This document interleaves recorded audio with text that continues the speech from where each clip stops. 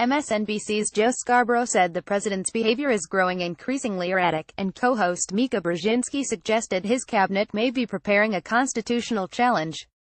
The Morning Joe host and his panelists reacted to the alarming Vanity Fair report that described the crisis within the White House, where aides say the president is unraveling in a job he's not suited to hold. "He's isolated," Brzezinski said.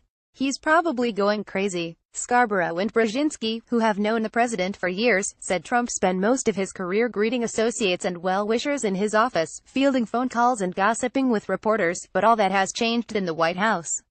When he wasn't isolated, he had people like Omarosa Manigault giving him things that got him spinned up and made him act erratically, Scarborough said.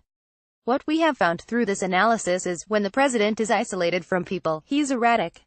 When the president is surrounded by people, he's erratic." Chief of Staff John Kelly hasn't been able to stop the chaos since taking the job, and even Trump's longtime friend Tom Barrack is expressing concern about the president's temperament and fitness.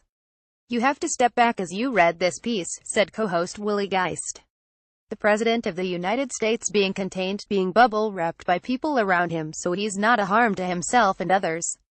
Brzezinski pointed to the appointment of Kirstjen Nielsen, Kelly's longtime aide, to replace the now Chief of Staff as Homeland Security Secretary as evidence that the cabinet may be readying a 25th Amendment challenge. "That's cabinet level, right?" Brzezinski said. "I don't think Kelly's leaving. I think he's getting his troops in place to act."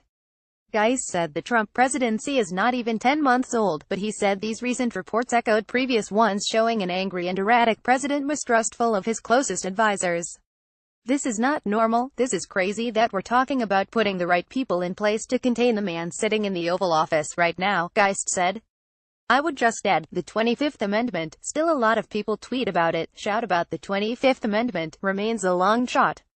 It's the clause that would have to be invoked by the Vice President and the Cabinet. That's a long way to go to ask the Vice President and the President's own Cabinet to remove the President of the United States."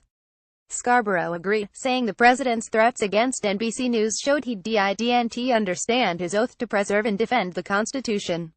"He is not well, in the traditional sense of what you want your presidents to be," Scarborough said. More and more people in Washington, D.C., are coming to that realization.